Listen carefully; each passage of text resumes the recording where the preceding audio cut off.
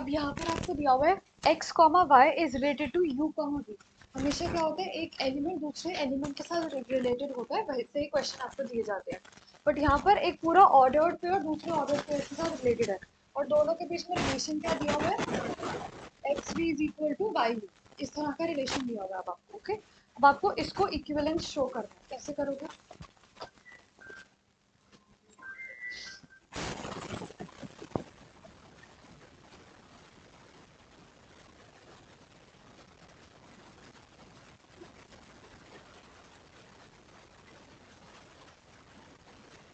पहले कंडीशन लिखेंगे आप। कंडीशन क्या होगी, x comma y is related to x comma y for all x comma y belongs to.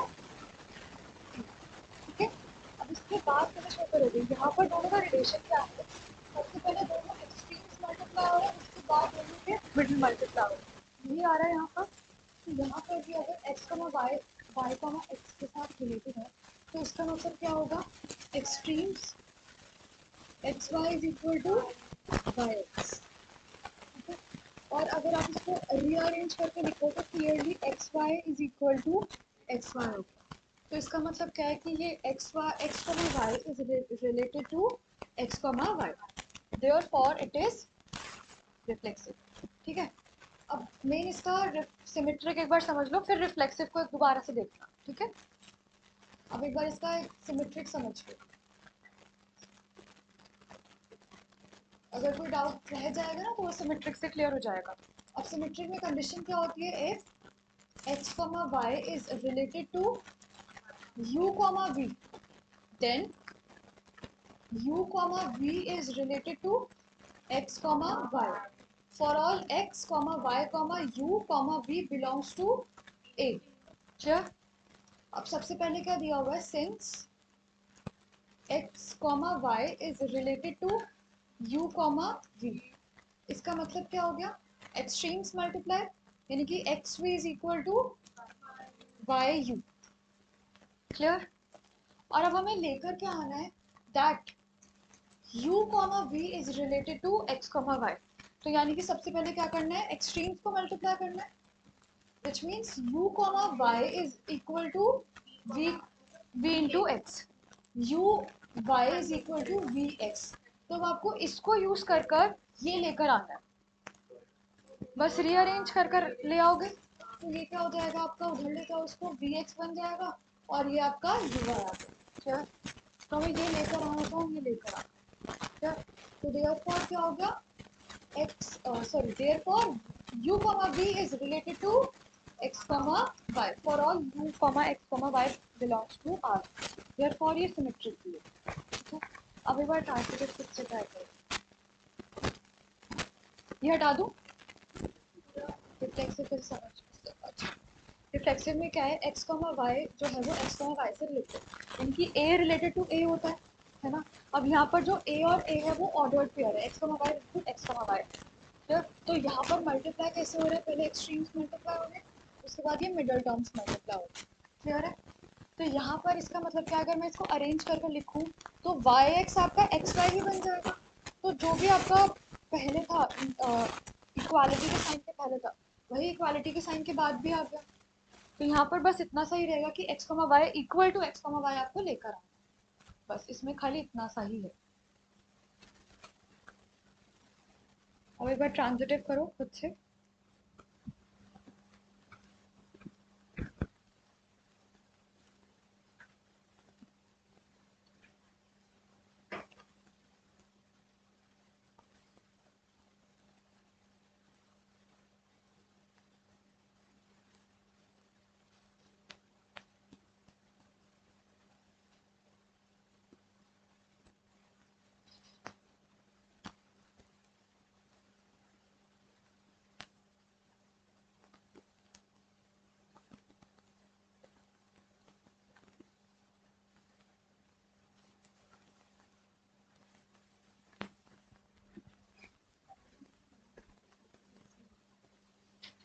Transitive में हाँ सही कर रहे हो, हटा दो ये, अद्विक हो गया ना। ओके, अब ट्रांजिटिव में कैसे प्रूव करना है?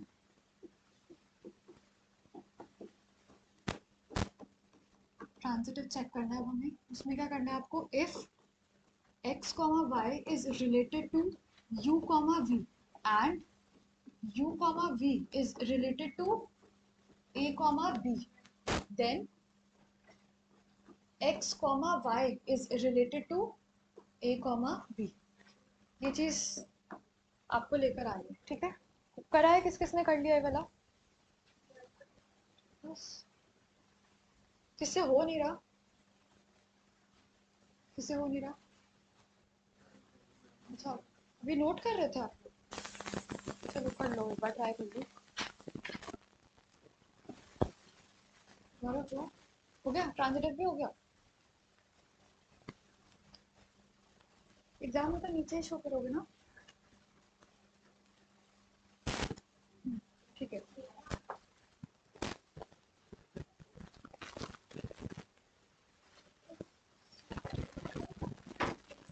हो गया? इजी है ना ट्रांजिटिव तो?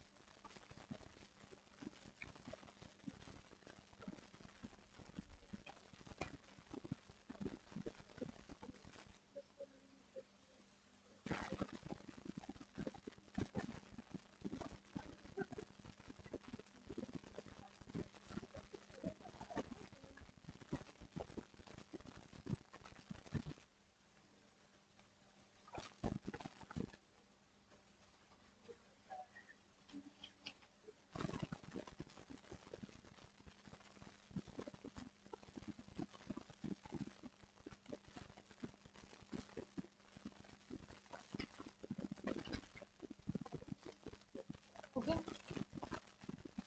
शिवा वाला हो गया?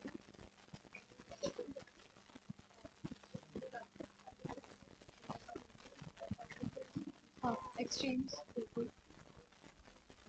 हाँ, अब आप इन दोनों को यूज कर कर ना ये लेकर आना है,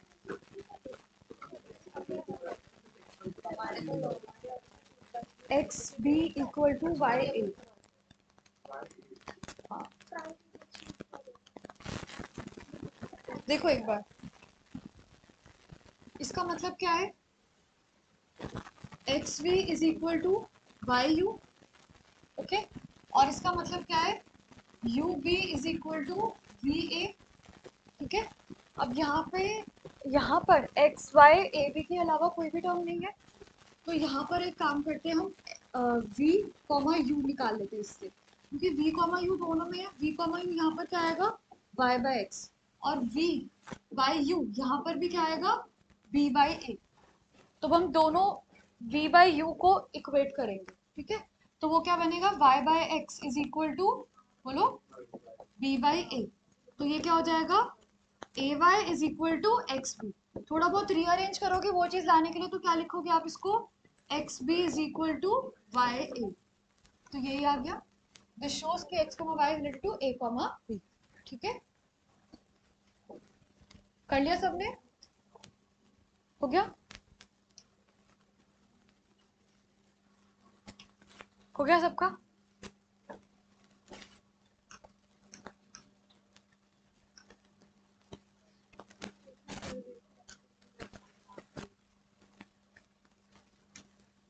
चलो नेक्स्ट क्वेश्चन ट्राई करो। Find the number of 1-1 functions from the set A 1, 2, 3 to itself. वो खुद से कितने 1-1 functions बना सकता है?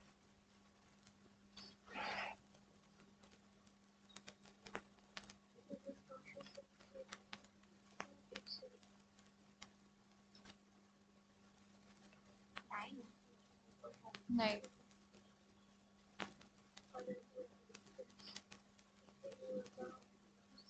हाँ सही कर रहे हो, सोच ऐसे ही सोचना है। हाँ, कैसे निकाला? ट्रिक क्या है सबको बताओ। और वो एन फैक्टोरियल वाली ट्रिक आई कैसे? वो नहीं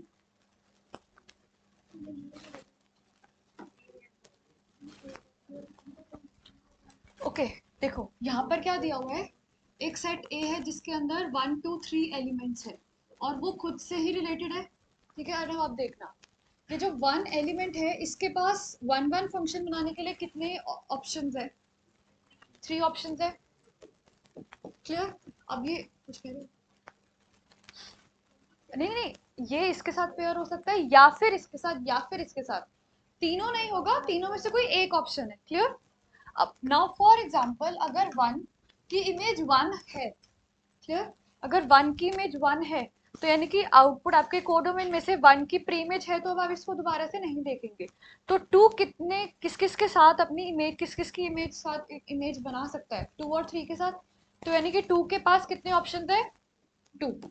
अगर टू ने टू के साथ इमेज बना ली तो फिर थ्री के पास खाली एक ऑप्शन रह जाएगा। सो क्या हम इसको थ्री फैक्टोरियल लिख सकते हैं? ठीक है। सिमिलरली अगर किसी सेट में n एलिमेंट्स होते हैं तो वो कितने पेयर्स बना सकता है, कितने वन वन फंक्शंस बना सकता है? खुद से, खुद से इन फैक्टोरियल। अब समझ आया रीजन? क्योंकि पहले वाले के पास n ऑप्शंस है, दूसरे वाले के पास n minus one one option है, फिर तीसरे वाले के पास n माइनस टू ऑप्शन है। ऐसे करते करते आखिरी वाले के पास खाली एक ऑप्शन रहेगा। सो n फैक्टोरियल। क्लियर? करें आगे?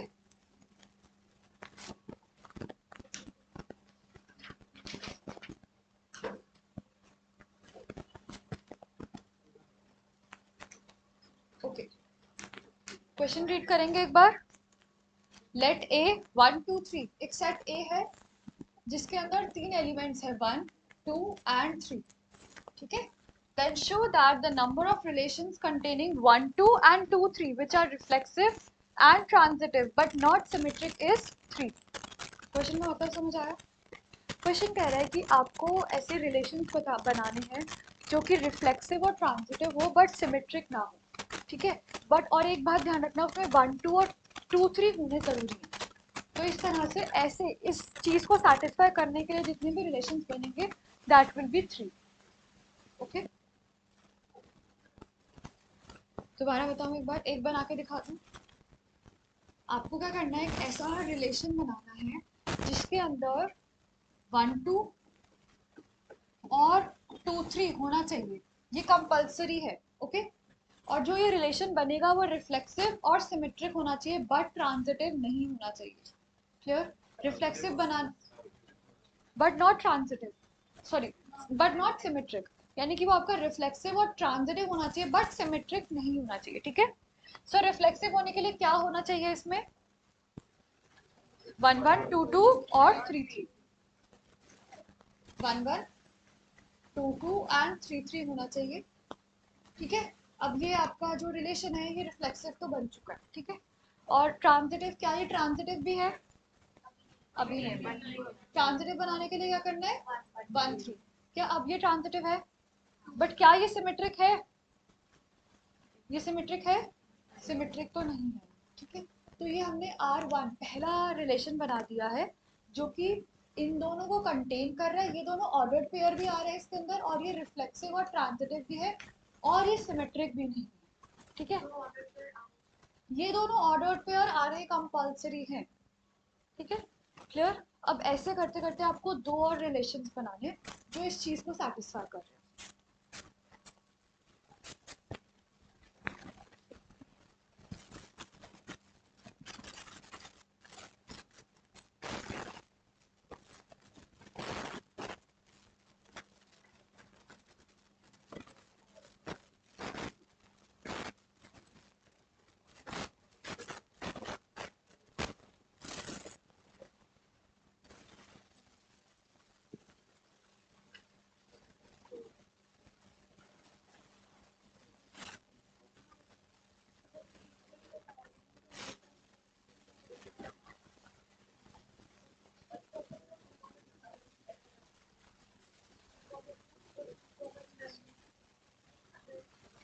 2,3 और वो क्या मेरा अलग अलग है?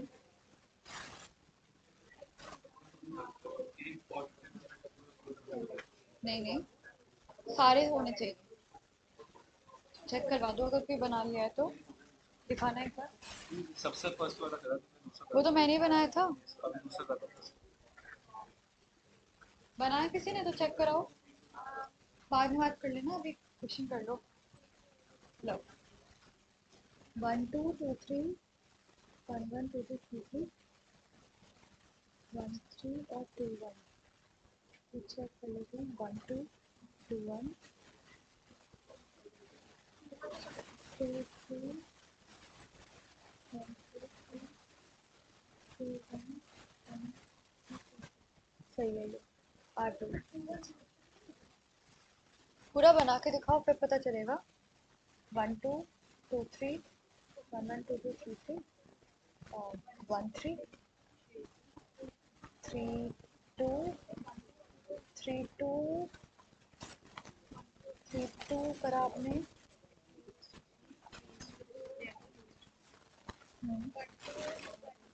1 2 2 1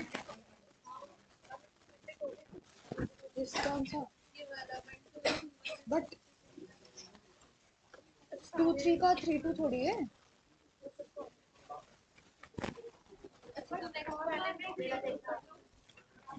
आपका सेट था वापस वो कॉपी पेस्ट और उसके बाद इसमें 3 1 जोड़ दिया मैंने। 3 1 जोड़ा है आपने, चेक करने दो। 2 3 3 1 2 1 2 1 भी तो होना चाहिए ना, ट्रांजिटिव नहीं है अभी ये। 2 1 जोड़ देना खत्म हो जाएगा सिमेट्रिक। हाँ नहीं, 2 1 जोड़ोगे तो 3 2 थोड़ी है जो सिमेट्रिक होगा। एक बार इसको चेक दोबारा से बनाओ इसको।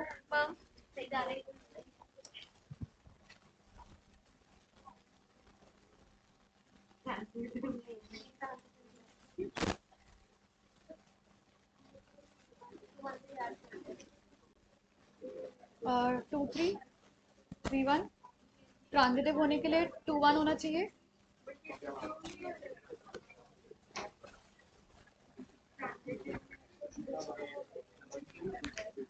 1 1 2 2 3 3 और 1 2 2 3 भी आना चाहिए। 1 2 2 3 आया आपका। ये तो मेरा वाला ही सेट है बोर्ड वाला। हाँ और दो और रिलेशन बनाने हैं आपको खुद।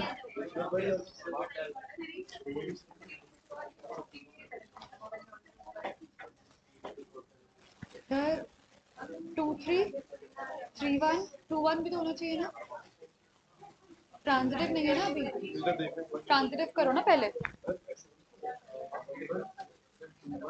चेक कर लेते हैं। 1 1 2 2 3 3 1 2 2 3 ये तो मेरा वाला ही है। हाँ तो आप बनाओ फिर मैं चेक करूंगी ना, कोई भी ऑर्डर पे डाल के देखो। हाँ वो जरूरी आने चाहिए, उसके अलावा बाकी आने, उसके अलावा 1 1 2 2 3 3 भी जरूरी आने। हाँ क्योंकि वो रिफ्लेक्सिव तभी बनेगा ना, और 1 3 भी जरूरी है। मतलब जो जो मैंने जो बनाया वो सारा तो आएगा ही आएगा, इसमें और ऐड होगा।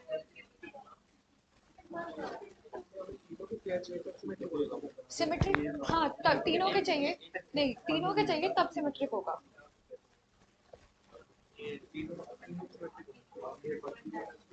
कौन सा ये चेक करा रहे हो? पहले एक पेयर बना दो जिसमें 1 3 हो और अगला पेयर बना दो जिसमें 2 2 3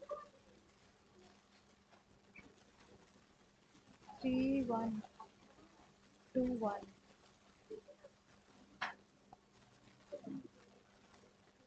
1 3 3 1 ठीक है।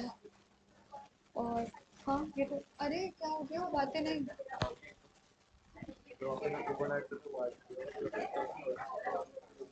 उसके बाद सेम आपको फर्स्ट वाले सब कॉपी पेस्ट और 3 कॉपी 3,2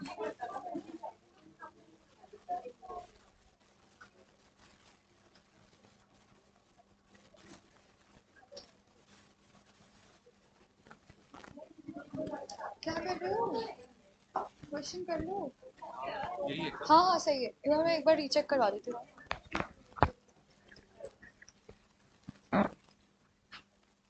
1 3 आना जरूरी है ना, 1 3 जो मैंने ऊपर बनाया ना वो तो सबसे स्मॉलेस्ट वाला है, तो वो तो आएगा ही आएगा। 1 3 आना जरूरी है, नहीं तो फिर ये 1 2 2 3 है तो फिर 1 3 नहीं है ना, तो फिर ये ट्रांजिटिव तो नहीं हुआ है ना। तो पहले जो मैंने बनाया है ना बोर्ड पर वो सबसे स्मॉलेस्ट है, उसके अलावा आपको और नंबर्स ऐड करने हैं। बातें नहीं करो बिल्कुल भी, अपना अपना कर लो, अपना अपना। क्या इसमें तेरा 3,1 डाला? जैसे ये 2 3 है ना, 3 1, तो 2 1 नहीं है ना, 2 1 भी डालो। क्यों डाला समझ आया? टू, देखो 2 3 3 1, सो 2 1 होना चाहिए ना, ठीक है। तो ये जो दो एक्स्ट्रा ऑर्डर्ड पेयर बनाए हैं ना आपने, इसको मार्क कर लो, ताकि अभी बोर्ड पे बोलोगे तो खाली ये दोनों एक्स्ट्रा बोलना। नहीं नहीं, पहला ये तो जो मैंने बनाया ना, ये कंडीशन को यूज करके सबसे स्मॉलेस्ट वाला है।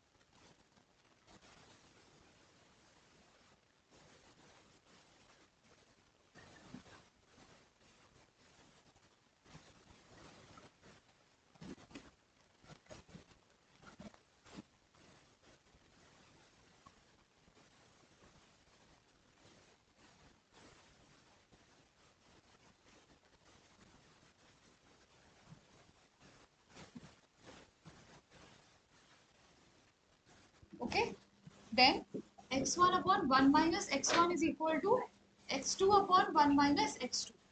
अब इसको भी सॉल्व करो और देखो क्या आ रहा है, x1 इक्वल टू x2 आना चाहिए.